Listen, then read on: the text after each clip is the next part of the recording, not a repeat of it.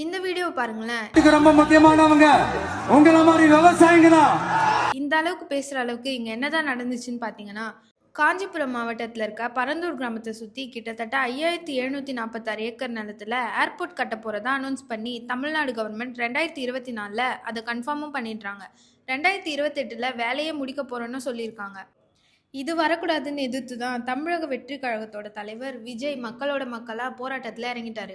எங்களுக்கு விமான நிலையம் வேண்டாம், எங்களுக்கு இந்த விவசாய நிலங்களை விட்டா போதும், இந்த ஏரிங்கெல்லாம் விட்டா போதும். அவர் பேசுறத நீங்களே கேளுங்களேன். உங்க போராட்டத்தை பத்தி ராகுல்னு ஒரு பையன், சின்ன பையன் பேசுனதை நான் கேட்டேன். அந்த குழந்தையோட பேச்சு மனசு ஏதோ செஞ்சிருச்சு. உடனே உங்க எல்லாரையும் பார்க்கணும்னு தோணுச்சு, உங்க எல்லாரையும் கூட பேசி ஆகணும்னு தோணுச்சு. உங்க எல்லாரும் கூட நான் நிற்பேன், தொடர்ந்து நிற்பேன் சொல்லணும்னு தோணுச்சு.